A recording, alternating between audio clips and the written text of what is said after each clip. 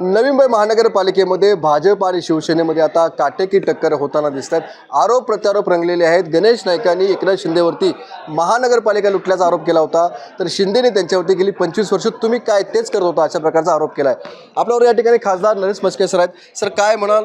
एकदम या लेवलला गेलं आहे, आरोप प्रत्यारोप रंगलेले आहेत लुटालुटीचे.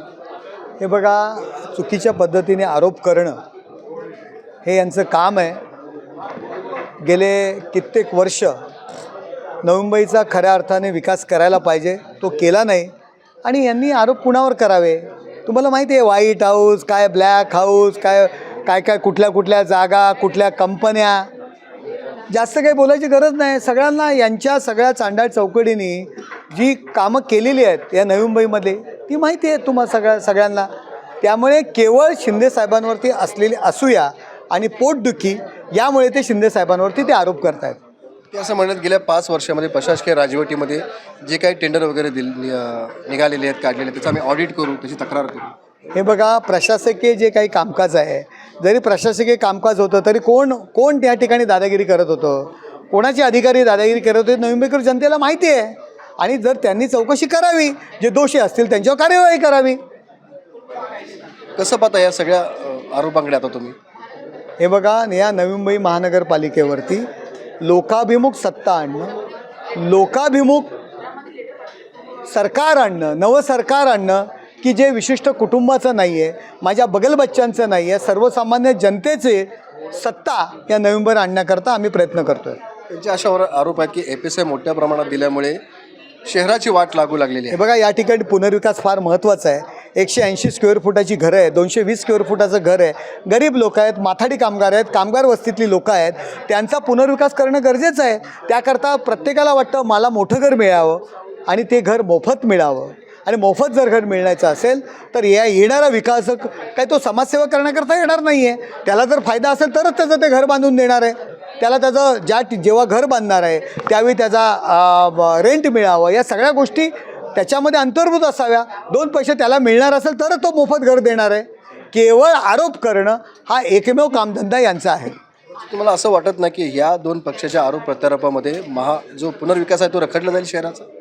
हे बघा, या पुनर्विकासाला चालना मिळालेली आहे. एकनाथ शिंदे साहेबांनी मग क्लस्टर असेल, SRA असेल, या MIDCच्या भागामध्ये सुद्धा घरं कशी विकसित करता येईल, झोपडपट्टी कशी म्हणजे जी काय आहे ती कशा पुनर्विकास करता येईल, चांगली कशी घरं देता येईल याचासुद्धा आम्ही विचार करतो आहे. आणि लोकांना चांगलं राहण्यायोग्य मोठं घर उपलब्ध करून देणं, त्यांचा पुनर्विकास करणं. मोडकळीस आलेल्या इमारती आहेत, बघा काय वाईट परिस्थिती आहे.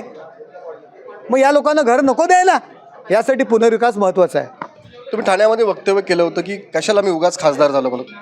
हे बघा, लोकल जनता आहे की जी माझ्यावरती, माझ्या प्रभागातील जनता खूप प्रेम करते आणि त्यांच्याकडे भाषण करताना एक भावनिक आव्हान मी त्यांना केलं की खासदार झालो म्हणून दूर गेलो असं नाही आहे. मी तुमच्यासोबतच आहे, कायम तुमच्यासोबत असणार आहे. खासदार झालो म्हणून जरी मी तुमच्या दूर गेलो असं वाटत असेल तरी मी तुमचाच आहे. ते एक माझी जवळची माणसं आहेत, त्यांच्यामध्ये मी आयुष्यातून मोठा झालेलो आहे, त्यांच्यामध्ये वाढलेलो आहे आणि त्याच्यामुळे एक भावनिक आव्हान त्या ठिकाणी मी केलं.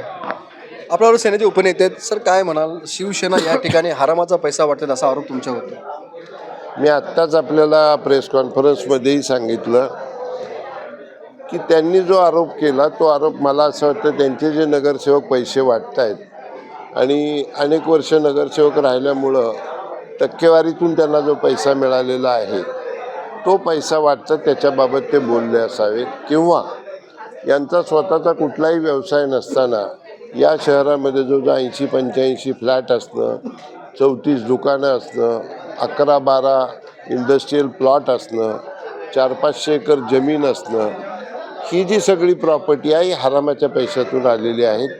ते कदाचित त्याचं ते रिफ्लेक्शन त्या बाबतीमध्ये ते बोलले असतील आणि त्यांच्या नगरसेवकांबाबत बोलले असतील. त्यांच्या नगरसेवकांनी योग्य तो धडा त्यातून घेतला पाहिजे. आपण एक पत्र समोर आणलेलं आहात मोदींच्या संदर्भातलं.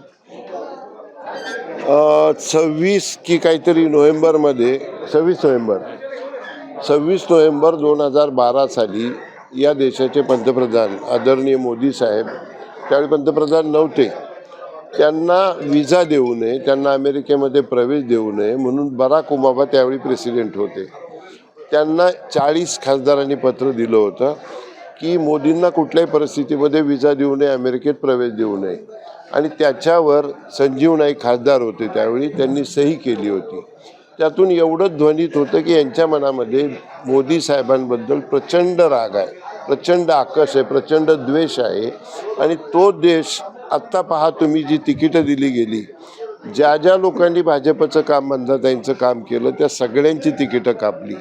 जे जे भाजपचे निष्ठावान लोक आहेत त्यांची तिकीटं कापली गेली, जे जे संघाचे लोक आहेत त्यांची तिकीटं कापली गेली. त्यामुळं आमची लढाई भाजपविरुद्ध नाही, ते या घराणेशाही विरुद्ध आहे. भाजप संपवण्याचं षडयंत्र नाही कंपनी करते, त्यांच्याविरुद्ध आमची लढाई. तुम्ही आता जुने भाजप संघाच्या लोकांना जवळ करायला सुरुवात केलेली आहे. आम्ही नाही, तेच येऊन आमच्या बरोबर आलेत. कारण त्यांच्यावर इतका मोठा अन्याय झालेला आहे की जर ते आत्ता जागे झाले नाही तर आपण म्हणतो सतरंजा उचलायला, त्यांना सतरंजा उचलायची सुद्धा हे किंमत ठेवणार नाही, इतके क्रुएल्टीने त्यांच्याशी वागतायत. काय म्हणाल, अटीतटीची लढाई होताना दिसते, सेना कुठंपर्यंत जाईल? सेना 100% महापौर सेनेचा होईल. अतिशय चांगली परिस्थिती आहे आणि ऐरोली भागात तर आणखी बेटर परिस्थिती आहे. म्हणजे 1-2 वॉर्ड जर सोडले, प्रभाग जर सोडले, तर मला नाही वाटत की या तथाकथित नाईक कंपनीचे कॅन्डिडेट कुठे निवडून येतील. नक्कीच आपण पाहतो की या ठिकाणी या अटातटीच्या लढाईमध्ये शिवसेनेचा महापौर बसेल अशा प्रकारचा ठाम विश्वास शिवसेना नेत्यांनी केलेला. एबीपी माझा, उघडा डोळे बघा नीट.